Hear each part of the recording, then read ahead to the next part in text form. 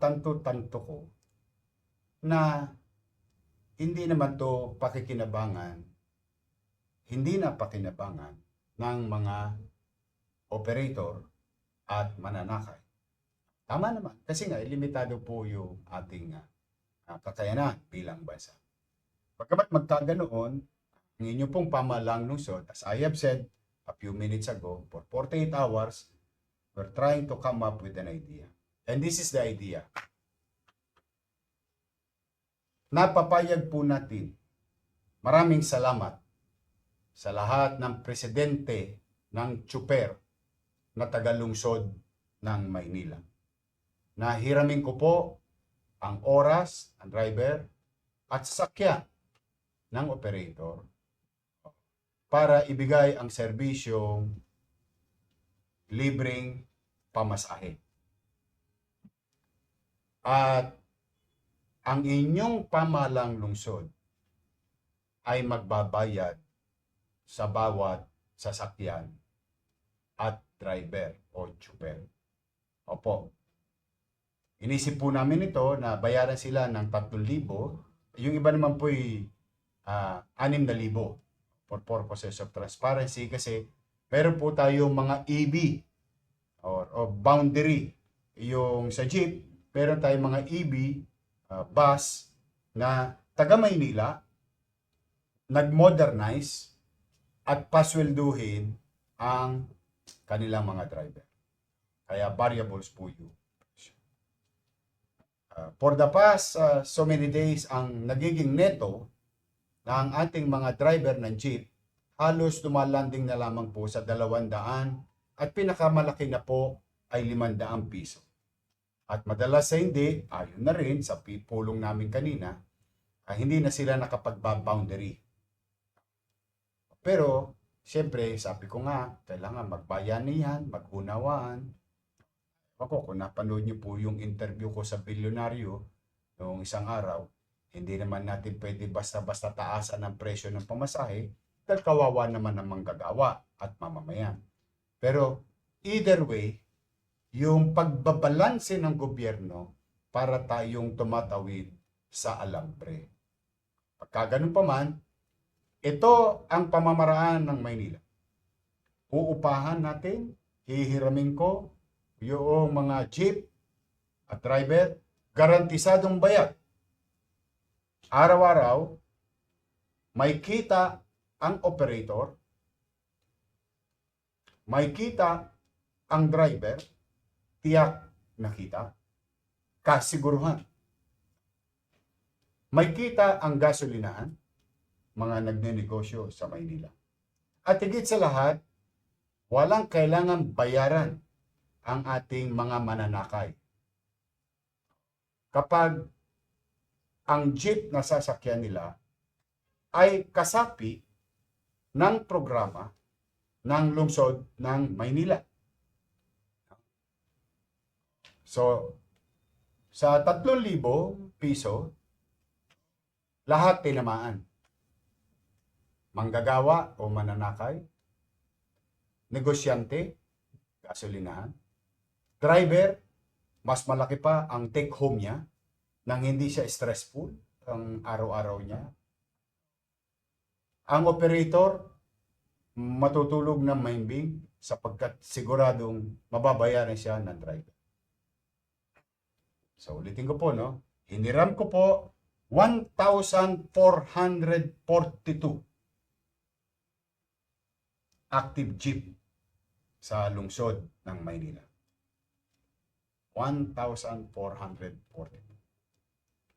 Ngayon, unang tanong, maaari ninyong tatanungin. Ako na po ang sasagot. Ako ang magtatanong, hulaan ko yung tanong nyo, ako na rin ang sasagot. Yorme, kailan mangyayari po ito? Ito po ay magsisimula sa Lunes at sa Martes. Okay, ulitin ko po, no? At antabayanan ninyo yung ilalabas ng page ko at page ng MPIO para sa proper guidance. For the meantime, ito po. Lunes, simula sa buong Maynila. At sasabihin ko sa inyo ang mga biyahe. Lunes, Martes, Miyerkules, wala pong libreng pamasahe. Huwebes, Biyernes Santo, Sabado de Gloria, Linggo ng Pagkabuhay. Kalunisan, susunod na linggo, Lunes, Martes, at Miyerkules. So, ibig po sabihin, makatitikim ng libreng pamasahe ang humigit kumulang 100,000 mananakay na tagalungsod ng Maynila at ang ibang dumadako dito. Easily, kung an average of 100 passenger daily ang isang jeep at 1,000, that's 100,000. So, isang linggo, kahit papano'y konting ginhawa sa mga manggagawa, mag-aaral, magulang. Sa mga driver, may kapanatagan. May katiyakan, nakita. May panggasolina. At sa mga operator, na mabawi naman nila ang kanila. So, 4 ang tinamahan sa 3 bulig. Garantiyang ibibigay ng pamahalang lungsod. Pagtiklop ng araw, bayad ang driver. So, I hope very clear. Yorme, saan po yung mga libreng pamasahe na ipinagkakaloob ng pamahalang lungsod ng Maynila. Ito po, at ilalabas din po namin to. But for the meantime, ito po ang lahat ng linya sa buong Maynila. Yan po lahat ng linya na tagalungsod ng Maynila. Ito po mga biyahe. Don Bosco, Wanluna, Divisoria. Tandan Street, Velasquez. Divisoria, Velasquez. Dasma, Divisoria, Velasquez. Bangkosay, Divisoria. Blumentritt, Antipolo, Balut. Tayuman, Lardizabal. P. Guevara, Tayuman, Pritil.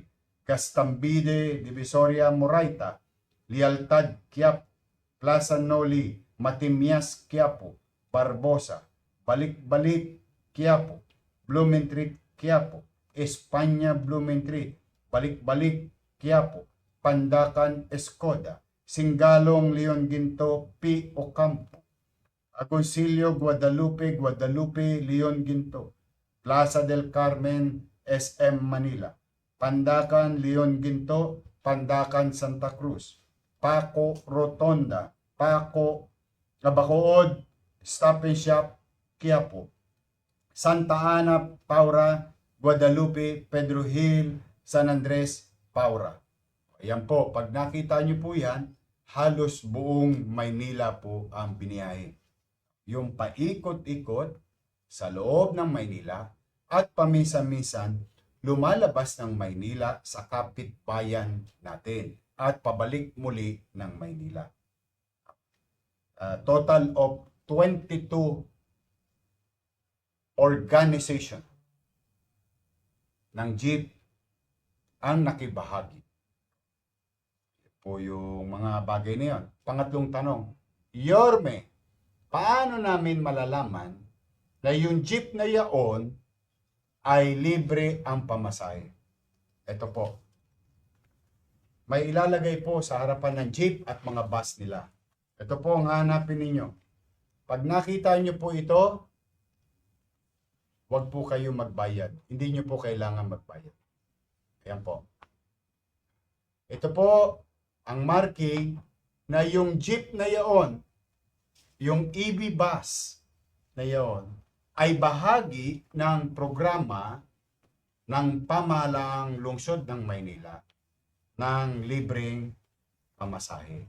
So, bakit po kailangan malaman natin ito? Ulitin ko ha. Yorme, bakit kailangan lagyan ng tagging? Tama naman yung mga tanong nyo na yun o maaaring katanungan ninyo. Una, distinction. Pangalawa, Ang Maynila po ay binabiyahihan. Kung tayo'y tumatawid, palabas ng Maynila at pabalik ulit ng Maynila, ganun din yung Maypaho, pasok ng Divisoria. Yan po'y Caloocan. Yung Navotas, pasok ng Maynila. Yung Cubao, pasok ng Maynila. Yung Baclaran, pasok ng Maynila. Yung Quezon City, pasok ng Maynila. Yung San Juan, pasok ng Maynila. So, ibig po sabihin, maaari na makakita kayo ng mga jeep, no?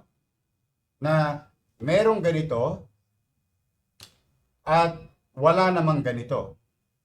So, ibig ko sabihin, ang hahanapin ninyo, kung yun ang tutuntunin ng biyahe ninyo, yung inyong pupuntahan, ay yung sasakyang may ganito. Na siya naman ninyong ginagamit din sa normal na araw. Ibig sabihin, walang krisis. Makikita nyo po sila dyan. Kasi ang ginawa ko po, lahat ng ginagamit na jeep, miikot, labas-masok ng Maynila, na taga Maynila o akin pong hiniram. 1,442. Yan po. So, ang hanapin nyo ito. Eh dito po, wala po kayong uunawaing bayad. Sagot ng pamahalaan. Yan ay kaalinsabay ng aking pinirmahan na Executive Order number 14. Una, maraming salamat kay Vice Mayor Chi Atiesa at 10 ng kanilang mga miyembro sa Konseho ng Maynila.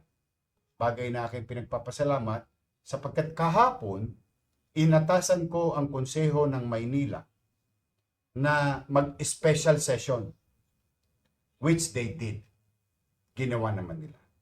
Dahil hiningi ko po ang otoridad doon sa nahanap naming pananalapi para ito ay magamit sa lalong madaling panahon at maibalik bilang serbisyo sa operator, sa driver, sa gasolinahan, at higit sa lahat sa mga mananakay na estudyante, manggagawa o sino man na dadako panik-panaog sa lungsod ng Maynila.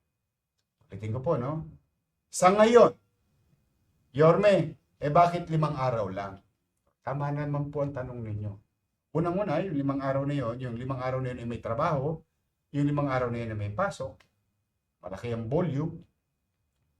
Pero more than that, sa ngayon, sa loob ng 24 oras at humigit kumulang 48 oras in total para gawin yung programa na ito. Bilang agarang at mabilis na kilos na pagtugon sa hirap ng dinarama ng tao, ay yung palahangon na tagpo ang kumperang maaari namin magamit. Palay po natin kung ito'y magiging matagumpay at ikalulugod ng tao. Maaari natin baka magpatuloy ito. For the meantime, ito po ang maliit naming kakayanan. Maibsan ang hirap na dinaranas ninyo sa pananalapi, sa mga gastusin natin pang-araw-araw. So, in line with that, thank you very much to the City Council for authorizing me to do so. Now, the Executive Order number 14 is implementation of energy conservation, economic, ito na po yun, and emergency measures in the City of Manila during the state of national energy emergency pursuant to Executive Order number 110 series of 2026 signed by President Ferdinand R. Marcos Jr. Nag-issue sila ng EO, binasa natin yung EO, naghanap tayo, paano tayo tutugon, i-align yung national goal. Ito naman, yung ginawa natin, para sa mamamayan ng lungsod ng Maynila at mari makinabang din yung mga dadako sa lungsod ng Maynila.